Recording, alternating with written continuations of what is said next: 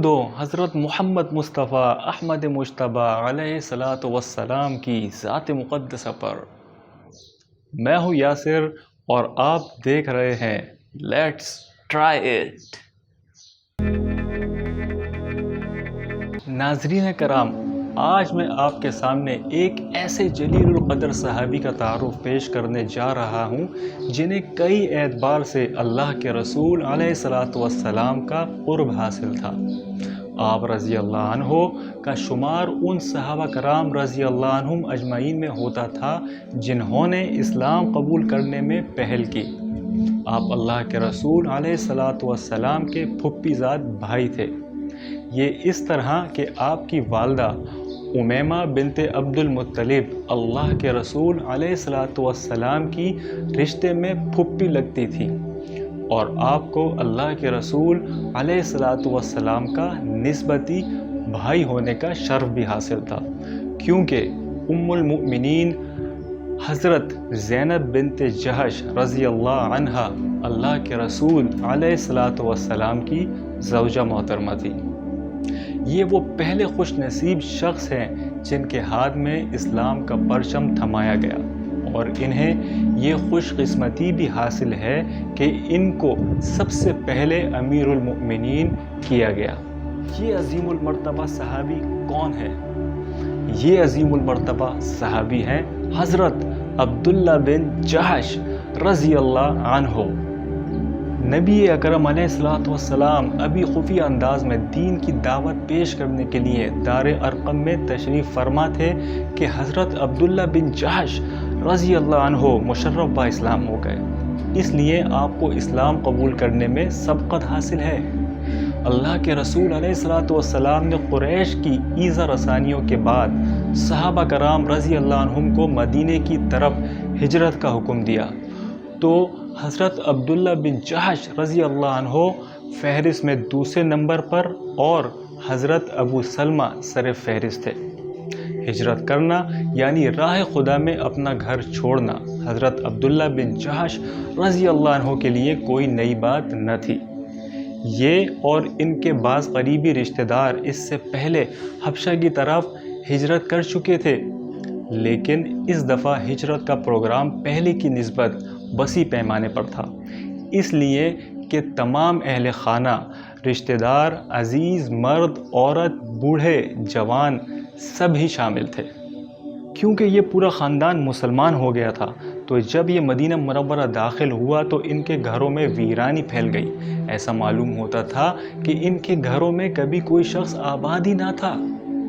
حضرت عبداللہ بن جہش رضی اللہ عنہ اور ان کے ساتھیوں کو زیادہ عرصہ نہیں ہوا تھا ہجرت کیے کہ قریش کے سرداروں نے مکہ معظمہ میں چکر لگانا شروع کر دیے، تاکہ معلوم کر سکیں کہ کن مسلمانوں نے ہجرت کا راستہ اختیار کیا ہے اور کون کون یہاں آباد ہے۔ یہ معائنہ کرنے میں ابو جہل اور عتبہ بن ربیع بھی تھے۔ عتبہ نے بنو جہش کے گھروں کو دیکھا کہ تیز ہوائیں چل رہی ہیں اور ان میں گرد و غبار ہے اور یہ گھر ویران پڑے ہیں، اپنے مکینوں کو تلاش رہے ہیں۔ ابو جہل نے کہا، یہ کیسے لوگ ہیں کہ ان کو اپنے گھروں کی بھی پرواہ نہیں؟ ابو جہل نے حضرت عبداللہ بن جہش رضی اللہ عنہ کے عالیشان گھر پر قبضہ کر لیا اور اس میں باقاعدہ طور پر رہائش اختیار کر لی۔ جب حضرت عبداللہ بن جہش رضی اللہ عنہ کو اس بات کا علم ہوا تو انہیں بڑا افسوس ہوا۔ رسول اکرم علیہ الصلاۃ والسلام سے اس بات کا تذکرہ کیا، اور اللہ کے رسول علیہ الصلاۃ والسلام نے فرمایا، اے عبداللہ، کیا تمہیں یہ بات پسند نہیں کہ اللہ تیرے لیے جنت میں ایک گھر بنا دے؟ عرض کیا، کیوں نہیں یا رسول اللہ صلی اللہ علیہ وسلم؟ آپ علیہ الصلاۃ والسلام نے فرمایا، جنت میں تیرا گھر بن چکا ہے۔ یہ بات سن کر حضرت عبداللہ بن جہش رضی اللہ عنہ بہت زیادہ خوش ہوئے۔ حضرت عبداللہ بن جہش رضی اللہ عنہ کو ابھی یکے بعد دیگر 2 ہجرتوں کے بعد مدینہ منورہ میں قرار ملا ہی تھا، اور قریش کے ہاتھوں بے پناہ اذیت اٹھانے کے بعد انصار کی ہمدردی میں تھوڑی ہی دیر ہوئی تھی، اور تھوڑی ہی راحت کے بعد ان کو اپنی زندگی کے کٹھن امتحان اور تلخ تجربے سے گزرنا پڑا۔ ناظرین کرام، اس کو ذرا غور سے سنیے گا۔ اللہ کے رسول علیہ الصلوۃ والسلام نے جو پہلا قافلہ فوجی مہم کے لیے تیار کیا وہ 8 افراد پر مشتمل تھا، اور اس میں عبداللہ بن جہش رضی اللہ عنہ اور سعید بن ربیعہ رضی اللہ عنہ بھی شامل تھے۔ آپ علیہ الصلوۃ والسلام نے اس قافلے کے فوجیوں سے ارشاد فرمایا، آج میں تمہارا امیر تم میں سے ایک ایسے شخص کو مقرر کرتا ہوں جو تم میں سب سے زیادہ بھوک اور پیاس برداشت کرنے والا ہے۔ پھر پرچم حضرت عبداللہ بن جہش رضی اللہ عنہ کے ہاتھ میں تھما دیا۔ یہ عالم اسلام کی وہ پہلی شخصیت ہیں جن کو سب سے پہلے فوجی دستے کا پرچم دیا گیا اور امیر مقرر کیا گیا۔ رسول اکرم علیہ الصلوۃ والسلام نے حضرت عبداللہ بن جہش رضی اللہ عنہ کو خصوصی ہدایت جاری کی اور ایک خط دے کر ان کو مہم پر روانہ کر دیا اور فرمایا کہ وہ 2 دن کے سفر کے بعد اس خط کو کھولیں۔ جب انہوں نے 2 دن کا سفر مکمل کیا تو اس خط کو کھولا اور اس میں یہ تحریر تھی، جب تم میرے اس خط کو پڑھ لو تو آگے چلتے جانا، اور جب مکہ اور طائف کے درمیان ایک نخلستان آئے تو وہاں پڑاؤ ڈال لینا، اور وہاں پر بیٹھ کر قریش پر کڑی نظر رکھنا اور ہمیں قریش کی خبر دیتے رہنا۔ حضرت عبداللہ بن جہش رضی اللہ عنہ نے اپنے ساتھیوں کو اس بات سے آگاہ کیا کہ اللہ کے رسول علیہ الصلوۃ والسلام نے ان کو کیا حکم دیا ہے، اور فرمایا کہ تم میں سے جس کو شہادت کا شوق ہو وہ میرے ساتھ آگے چلے، اور جس کو شہادت کا شوق نہیں وہ بڑی خوشی سے واپس جا سکتا ہے۔ اس فوجی دستے کے ہر فرد نے یہی کہا، رسول اللہ علیہ الصلوۃ والسلام کا حکم سر آنکھوں پر، ہم تو آپ کے ساتھ وہیں جائیں گے جہاں پر آپ کو جانے کا حکم دیا گیا ہے۔ سب مجاہد ایک ساتھ آگے بڑھے، یہاں تک کہ نخلستان پہنچ گئے اور ہر طرف راستوں پر پھیل گئے تاکہ قریش کی حرکات کا پتہ چلا سکے۔ گشت کے دوران انہوں نے 4 افراد پر مشتمل تاجروں کا ایک قافلہ دیکھا جس میں عمر بن جعفری، حکم بن کیسان، عثمان بن عبداللہ اور مغیرہ شامل تھے، اور ان کے پاس قریش کا مال و تجارت وافر مقدار میں تھا۔ مجاہد آپس میں مشورہ کرنے لگے کہ اب کیا کریں، یہ حرمت کے مہینوں کے آخری دن چل رہے ہیں، اگر ہم انہیں قتل کر دیں تو یہ حرمت کا مہینہ ہے، اس مہینے میں کسی کا خون بہانا درست نہیں، اور پھر اس سے تمام عربوں میں بے چینی پھیل جائے گی۔ اگر ہم انہیں کچھ مہلت دے دیں تو یہ شام تک حرم کی حدود میں داخل ہو جائیں گے، اور اس طرح یہ ہم سے بچ نکلنے میں کامیاب ہو جائیں گے۔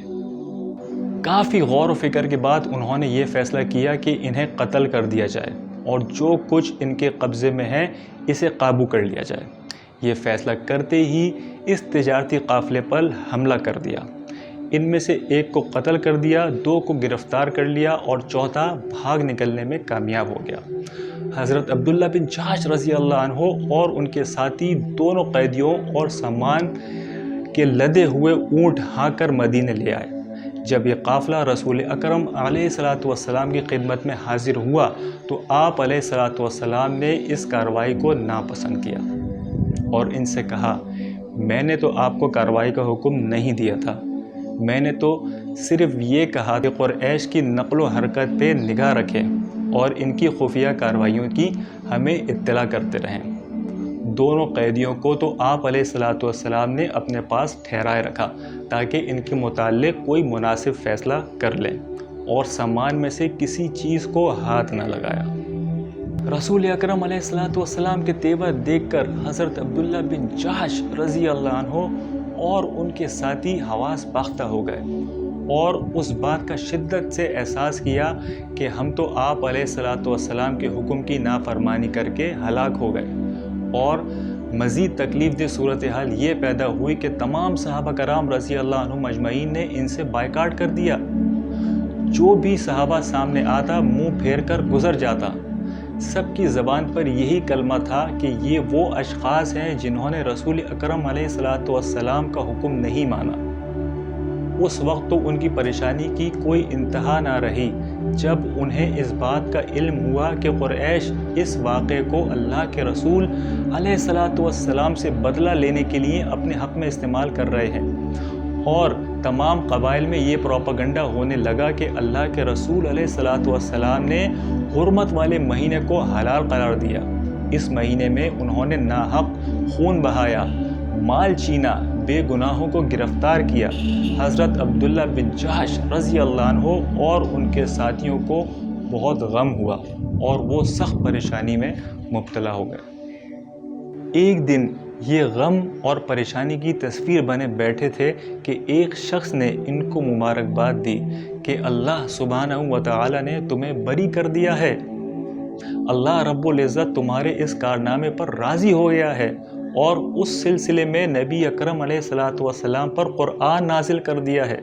یہ خبر سن کر وہ خوشی سے اچھل پڑے، اور اب یہ حال ہے کہ تمام صحابہ کرام رضی اللہ عنہم اجمعین خوشی سے ان کو مل رہے ہیں اور ان کو مبارکباد پیش کر رہے ہیں اور ان کی آیات کی تلاوت کر رہے ہیں جو ان کے حق میں نازل کی تھی، ان کی بریت کے سلسلے میں۔ قرآن مجید میں آیات مبارکہ یہ نازل ہوتی ہیں۔